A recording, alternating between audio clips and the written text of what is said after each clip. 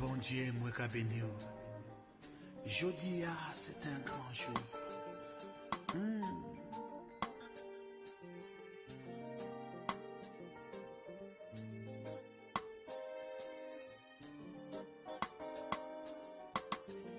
Les mariages, c'est pas un jeu, c'est un bagage sérieux. Le mariage est sacré et c'est travail, bon Dieu. C'est un bagage divin, c'est Dieu qui créait. Nous qu'a béni, bon Dieu, pour tout ça il fait, bah nous. Bonsoir à tous et bienvenue dans votre émission L'homme et la femme, une véritable mission. Ce soir, nous allons continuer sur notre thème de la semaine dernière, à savoir les divorces. J'ai donc à mes côtés le pasteur Eyambe Loufile de Dallas. Bonsoir pasteur. Bonsoir maman. Comment allez-vous depuis la dernière fois? Ça va mieux. Ça va mieux? Gloire au Seigneur. Alors sans plus tarder, on va donc entrer dans le vif du sujet. La dernière fois, nous avons parlé du divorce. Et suite à cela, nous avons eu aussi de nombreuses questions de téléspectateurs. On va essayer ce soir de s'attarder plus sur le pardon aussi, parce que qui dit divorce, cela pose aussi la question du pardon. Dans le mariage, il faut qu'il y ait aussi le pardon. Donc ma première question est sur les couples, à savoir quelle était la pensée de Dieu lorsqu'il parlait d'une seule chair. La Bible dit donc l'homme quittera son père et sa mère, s'attachera à sa femme et les deux deviendront une seule chair. Qu'est-ce que Dieu voulait dire par là? Parce que je voudrais que nos téléspectateurs comprennent bien quelle était la pensée de Dieu par rapport à ça. Normalement, c'était spirituellement. Et en plus de cela, on peut aussi voir entre l'homme et la femme, ils deviennent qu'une seule chair au moment où il y a des relations intimes entre l'homme et la femme. C'est ce que je pourrais normalement expliquer. Et je ne sais pas si tu as quelque chose à poser. Oui, donc il y a la partie de la relation intime entre un homme et une femme, mais au-delà au-delà de tout ce qui est physique, quand Dieu a uni un homme et une femme, quand Dieu a créé Adam, après il a tiré Ève donc de la côte d'Adam, mais lorsque Dieu voyait Adam, il voyait un homme et une femme, ou il voit comment? Bon, quand il avait créé Adam, tout d'abord, Dieu voyait Adam. Il voyait Adam. Et quand il avait tiré Ève de la côte d'Adam, et Dieu savait que ce côte-là était Adam. Et c'est à partir de ce côte qu'il avait créé la femme. Et spirituellement, l'Éternel voyait Adam comme étant la tête.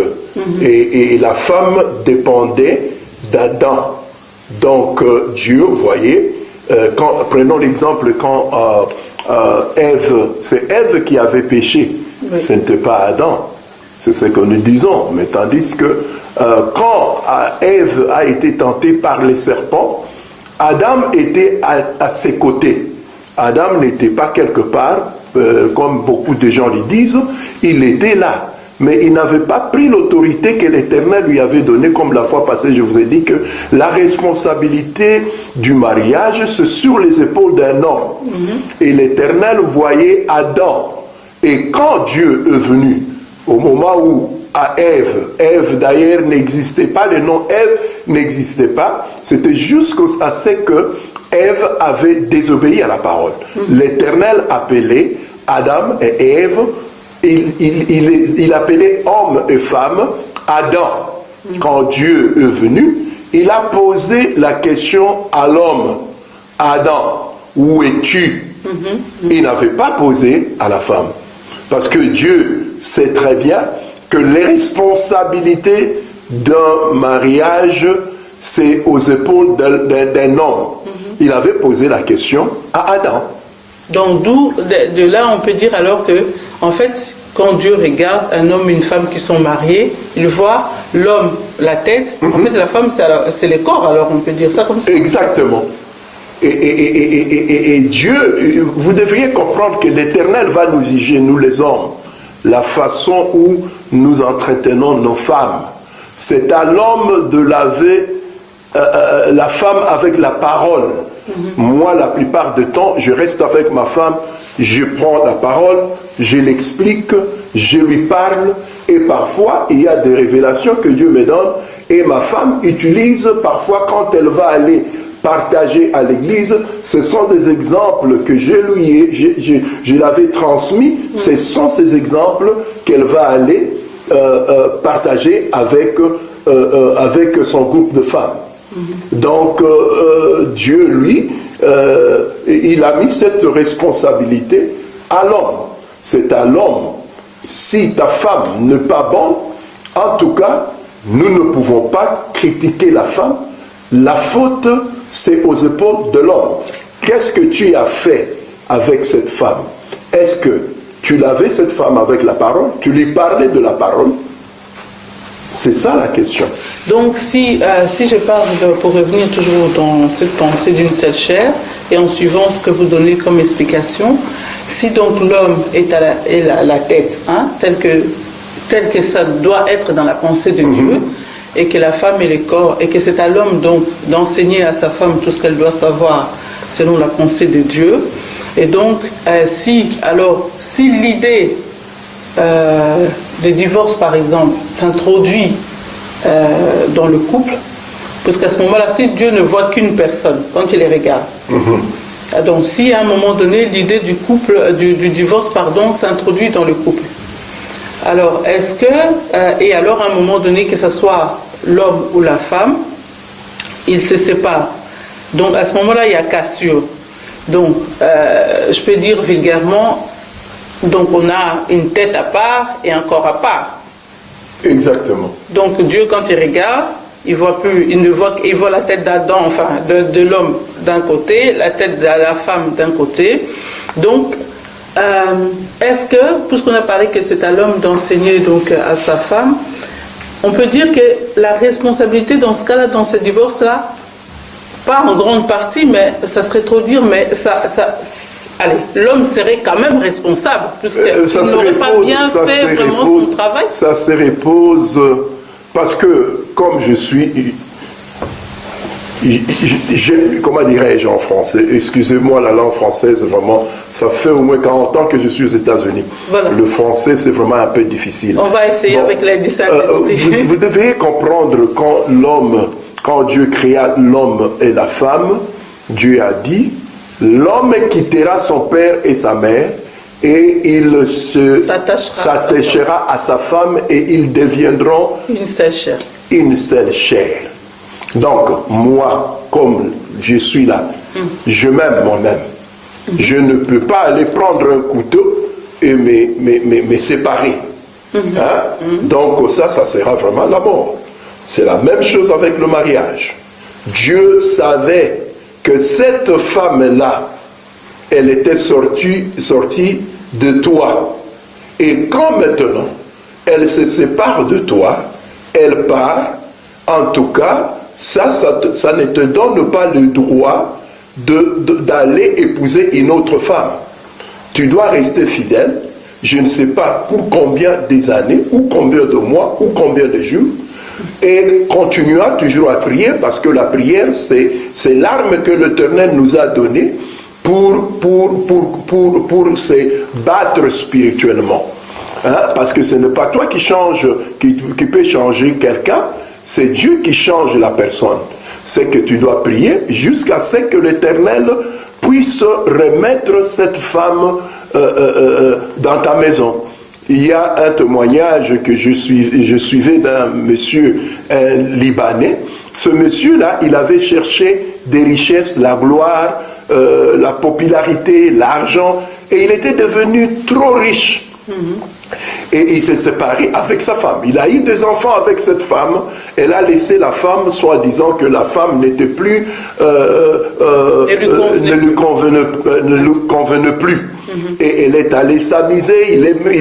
Il a même marié de jeunes filles et tout. Ben, un jour, l'Éternel lui a parlé après 30 ans. L'Éternel lui a parlé, tu as abandonné la femme de ta jeunesse. Yes. Et il lui dit, tu dois rentrer et aller te réconcilier avec cette femme. C'est partout, si vous allez au YouTube, vous allez voir ce témoignage. Et cet homme-là, tout d'abord, il était un musulman. L'Éternel lui a parlé, il a obéi à la voix de l'Éternel, il a fait ce que Dieu lui a dit, parce que je suis sûr et certain que quand la femme était partie, et l'Éternel voyait que ce monsieur-là est devenu incomplet. Il était devenu incomplet. Et jusqu'à ce que ce monsieur s'est remarié. Mais le mariage là, le deuxième mariage, ne comptait pas. L'Éternel voyait seulement la femme de sa jeunesse. Donc, comme Jésus dit justement que Moïse permettait aux gens avait recommandé de donner la lettre du divorce en tout cas, où il y avait infidélité ou bien problème. Mais Jésus a dit que c'était à cause de la dureté de cœur de gens. Exactement. Donc ça sous-entend ça suppose que si les gens n'avaient pas un cœur dur, on n'en serait pas là. On n'en serait pas, le divorce, si on n'allait divorce pas. Aujourd'hui, s'il y a séparation, ça veut dire que quelque part, c'est parce que nous avons des cœurs durs. Des cœurs durs. Surtout les hommes. Les hommes, pour pardonner, c'est tout un problème. La plupart des temps, on dit que ce sont des femmes. Mais moi, je trouve que les hommes, pour pardonner, c'est tout un problème. C'est tout un problème. La Bible nous demande, il nous dit à pardonner 77 fois 7, ce qui veut dire 490 fois par jour. Je ne vois aucune personne qui peut t'offenser 490 fois par jour. Même cette femme-là, tu peux me donner des raisons, mais je ne suis pas sûr qu'elle t'a offensé 490 fois par jour. Mais il va dire alors, pas 490 fois par jour, mais juste une offense, c'est trop dur pour lui. Que ce que sa femme a fait ou lui a dit est tellement énorme et tellement humiliant que d'après lui, c'est impardonnable. Maintenant, mon frère, tu as un problème avec ton cœur et avec ton Dieu. Je ne peux pas te forcer à faire ce que j'ai dit. Mais ce que je t'ai dit, c'est toujours de pardonner. Si l'Éternel nous dit de pardonner ceux qui vous ont offensé, donc il faut toujours pardonner. Mais pasteur, on parle beaucoup de frères, mais il ne faut pas oublier les sœurs. Parce que les sœurs aussi, il y en a beaucoup qui ne pardonnent pas leur mari. Parce que bien sûr, c'est l'homme qui est la tête de la maison, c'est l'homme qui doit enseigner la femme. C'est pour ça qu'on insiste en fait sur le... Exactement. Si tu enseignes ta femme et tu es honnête avec Dieu, tu marches dans la crainte de l'Éternel, je ne suis pas sûr et certain que Dieu peut t'abandonner. Dieu va t'aider d'échanger cette femme. Si l'Éternel avait endurci le cœur de Pharaon, il est capable comment dirais-je, pas endurcir, mais d'adoucir le cœur de ta femme. Donc, moi, ce que je trouve, que l'homme tu souffres de ce qu'on appelle le manque de pardon. Tu te souviens de chaque fois de ce que la femme ou l'homme t'a fait. Et ça, c'est le manque de pardon. Pardonner, c'est ne plus se souvenir de ce que tu avais pardonné. Et je sais qu'il y a des gens qui me disent, pasteur, c'est impossible d'oublier ce que j'avais pardonné, ce que tu n'as pas encore pardonné. Non, c'est que comment dire, la douleur est toujours vive en fait. Il y a des douleurs, surtout de femmes. D'où la question justement, est-ce que quelqu'un peut-il dire, j'ai pardonné, que ce soit une femme ou un homme, j'ai pardonné à mon époux ou j'ai pardonné à mon épouse, mais en tout cas, vu tout ce qu'il a fait, je ne veux plus être dans la même maison. Mais tu lui as pardonné. Ils disent, oui, je lui ai pardonné, mais il m'a trop fait souffrir, il a été infidèle, il a été dans le mensonge, il a vraiment bafoué ma confiance. Je lui pardonne. Non, je lui pardonne, ok, mais je ne veux plus me marier avec lui. En tout cas, on peut plus. Il y a des gens qui disent, je ne peux plus vivre dans la même maison que lui. Fini, c'est fini. Est-ce qu'on peut dire, on peut pardonner sans se réconcilier? Non, écoutez, ça c'est toi. Bon, si tu veux, je ne suis pas là pour te forcer à aller te réconcilier avec ta femme. Mais c'est que je te dirais de ne plus te marier durant toute ta vie. Reste un célibataire jusqu'à ce que notre Sauveur et Libérateur rentre. Donc tu dois rester comme ça. Tu ne peux pas aller te marier parce que tu es en train d'aller contre la volonté de Dieu. C'est ça. Oui, maintenant, il y a, dans les personnes qui ont réagi lors de la dernière émission, il y a quelqu'un qui m'a dit, oui, mais moi, j'ai divorcé avec mon mari parce que, et donc, il était infidèle, et puis il n'arrêtait pas vraiment, il mentait tout le temps, finalement, et puis il m'interdisait d'aller à l'église. Alors, à cause de toutes ces raisons, j'ai trouvé bon, cette personne a dit qu'elle a trouvé bon, donc de quitter son mari, donc ils ont divorcé. Et puis, elle dit, entre-temps, le mari s'est remarié, il a des enfants, et sa question était de savoir, est-ce qu'elle doit attendre toute sa vie alors que le mari a déjà une autre femme et des enfants? Qu'est-ce qu'elle doit faire? Ça, c'est une question concrète de quelqu'un qui vit cette situation. Bon, maintenant, maintenant, j'aimerais savoir si le monsieur était sauvé et la femme aussi était sauvée. La femme, apparemment, elle était sauvée parce qu'elle dit que... Et le mari n'était pas sauvé. Elle n'a pas précisé, donc je ne sais pas si le mari n'était pas sauvé, hein, tu ne peux pas pousser à cet homme de rentrer chez toi. Il a la liberté de faire tout ce qu'il veut. Hein, mais toi, comme étant une servante de l'Éternel, je crois que tu es libre d'aller te chercher, ou pas chercher un homme, c'est un homme qui cherche la femme, et s'il y a un homme qui arrive dans ta vie, il veut t'épouser, bon, je ne vois pas la raison pour laquelle tu dois rester célibataire. Mais si cet homme était chrétien, et toi tu es chrétienne, et là, franchement, vous ne pouvez pas vous remarier. Il faut entendre, malgré les temps, la patience, c'est le fruit, c'est un fruit fruit de l'esprit, la patience. Non. C'est aussi l'impatience, disons. Ah oui, l'impatience. L'impatience, c'est un fruit de l'incrédulité. Oui. Hein? Bon, donc c'est aussi un fruit qui détermine que tu n'es pas vraiment sauvé. Abraham avait commis une grande erreur que on est en train de payer le prix jusqu'aujourd'hui. L'Éternel lui a dit qu'il allait, et sa femme Sarah elle allait avoir un enfant. Mais la pression qu'il a eue lui a poussé d'aller prendre la servante de sa femme. Il a eu Ishmaël.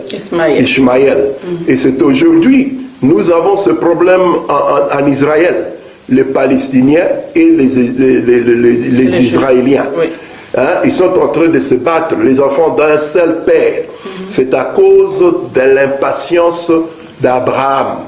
Même si l'Éternel lui avait parlé, il fallait qu'il puisse vraiment avoir foi que la chose que Dieu m'a parlé allait s'accomplir. Parce que Dieu n'est pas un homme pour mentir, ni même un fils de l'homme pour se repentir. Ce qu'il avait dit, il le fera, malgré le temps.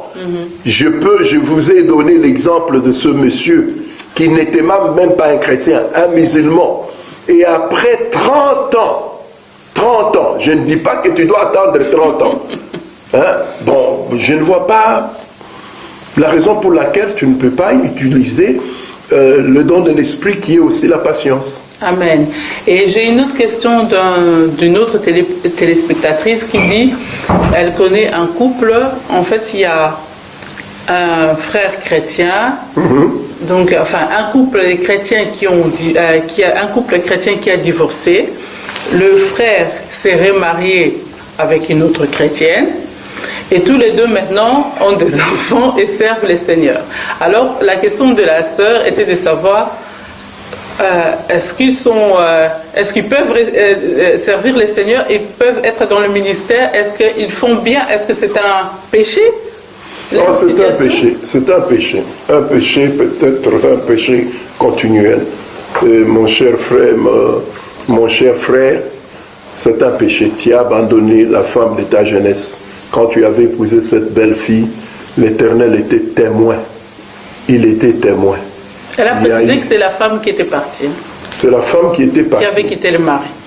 Qui avait quitté le mari. Oui. Le mari, lui, il est toujours célibataire jusqu'aujourd'hui. Non, il s'est remarié. Il s'est remarié. Donc, tu as péché. Donc, je ne sais pas comment te dire. Et franchement, bon, je ne peux pas mancher mes mots. Hein, je ne peux pas me compromettre pour te rendre heureux. Franchement, ça c'est un péché.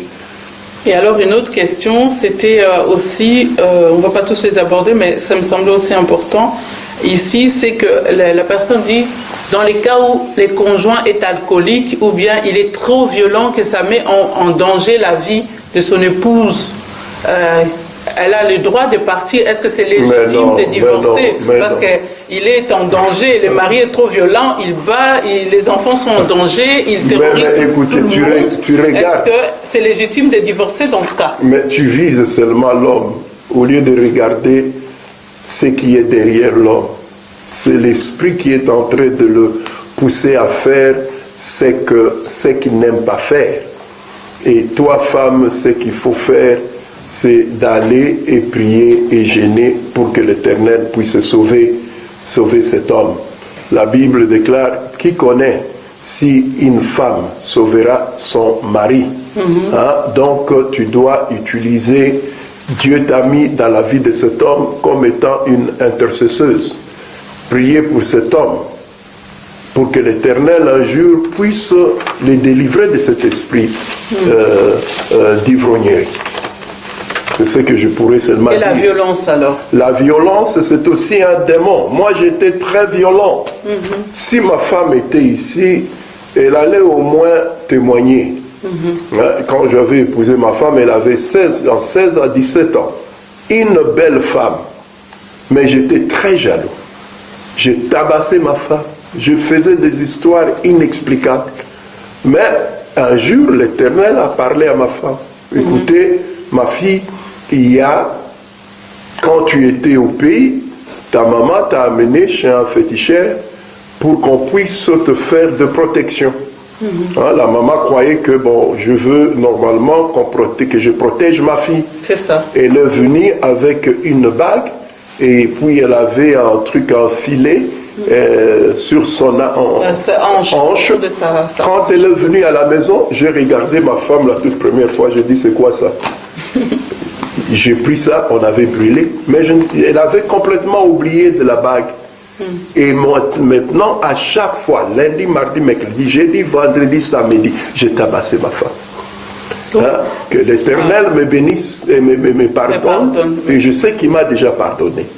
Hein? Mais le jour que Dieu commençait à parler à ma femme, elle dit, ma fille, la raison pour laquelle ton mari se fâche chaque fois, parce qu'il y a deux forces à la maison. Il y a la force satanique et aussi il y a la force de Dieu. Et ce sont ces deux esprits qui sont en train de se combattre. Maintenant, ce que je te demande, c'est d'aller prendre ta bague et puis brûler cette bague. Quand ma femme avait fait cela, elle avait obéi à la parole de Dieu. Dieu l'a exaucé. Amen. Et le jour que je suis rentré à la maison, depuis ce jour-là, je n'ai jamais tabassé ou insulté ma femme. Amen. Donc peut-être toi, femme, il y a quelque chose que tu avais fait dans le passé. Et non, cette chose-là, peut-être pas. Que tu ne te souviens pas. Demande au Saint-Esprit qu'il puisse te renouveler. Hein? Tes souvenirs. Tes souvenirs de ce que tu avais fait. Rappeler. Quand tu vivais avec tes parents, où est-ce que tu étais allé? Où est-ce qu'on t'avait amené? Ces choses-là, ce sont des esprits qui vont commencer maintenant à diriger ta vie. Hein? Et peut-être tu es sorti avec des hommes. Et quand vous vous êtes mariés, est-ce qu'il y a eu de liens? Est-ce que tu avais brisé les liens? Et des tout ça, passées. Oui, des relations passées. C'est ça. Tu es venu dans le mariage. Et ces liens-là, ces hommes-là, ce sont des hommes qui sont en train maintenant de combattre ton mari. Ce n'est pas parce que le monsieur est méchant. Hein? Tu ne sais pas pour la raison pour laquelle il est comme ça. C'est pourquoi toi-même, tu dois aller devant l'Éternel. Et tu dois te poser la question, qu'est-ce que moi je fais afin que ce problème puisse exister dans mon foyer? Amen. Voilà, pasteur, on arrive tout doucement à la fin de notre émission. Voilà, le temps est très court. Mais j'ai encore une dernière question, si vous pouvez vraiment répondre brièvement et aider le peuple de Dieu. Qu'est-ce que les couples qui nous regardent, les couples chrétiens, ceux qui nous regardent ce soir, peuvent faire pour éviter que la situation du divorce frappe à leur porte? Tout d'abord, ce que j'aimerais vous recommander comme étant chrétien, c'est de méditer dans la parole de Dieu. Si nous lisons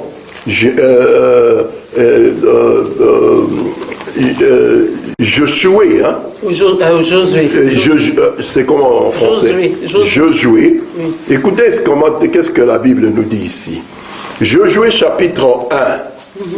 Il dit, verset 3, « Tout lieu que foulera la plante de votre pied, je vous le donne, comme je l'ai dit à Moïse. Vous aurez pour territoire depuis le désert et les Liban jusqu'au grand fleuve, le fleuve d'Euphrate, tout le pays des tiens, et jusqu'à la grande mer vers le soleil couchant. Nul ne tiendra devant toi tant que tu vivras. Même cet esprit de divorce ne tiendra pas. Je serai avec toi, comme j'ai été avec Moïse. Je ne te délaisserai point, je ne t'abandonnerai point. Fortifie-toi, ma fille et mon fils, et prends courage, car c'est toi qui mettras ce peuple en possession du pays que je jurai à leur père de leur donner. Fortifie-toi seulement et aie bon courage, et en agissant fidèlement,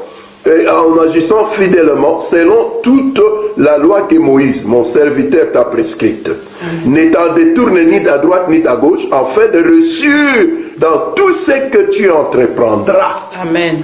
Même dans ton mariage. Que ce livre, écoutez maintenant, de la loi ne s'éloigne pas de ta bouche, mais dites-le nuit, jour et nuit, pour agir fidèlement selon tout ce qui est écrit, car c'est alors que tu auras du succès dans ton mariage, dans ton entreprise. Amen. C'est alors que tu réussiras. C'est l'obéissance plus que le sacrifice. Médite dans la parole. Prie et l'Éternel t'aidera. Amen. Merci beaucoup, pasteur. Merci vraiment pour les témoignages, déjà votre propre témoignage, même si ça a été très bref.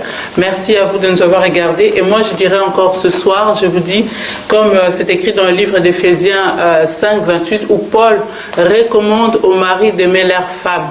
Il dit, aimez vos femmes, parce que comme Christ a aimé l'Église, aimez vos femmes comme votre propre corps, parce que personne n'a jamais haï son corps, mais il la nourrit et en prend soin. Sa chair, il la nourrit et en prend soin. Et aux femmes, il nous recommande d'aimer, de respecter, nos époux. Donc, je vous dis ce soir, prenez le temps, hommes et femmes, de vous mettre ensemble, tenez-vous main dans la main, priez, invoquez Dieu et vous serez plus que vainqueurs dans tous vos combats. Et vous irez au-delà même de toutes les difficultés qui pourront se présenter à vous. Notre Dieu est fidèle. Merci de nous avoir suivis. Merci à toute l'équipe. Et merci au pasteur Eyambe encore d'avoir été avec nous ce soir. Soyez bénis et restez branchés sur Espoir TV car le meilleur reste à venir. Bye bye.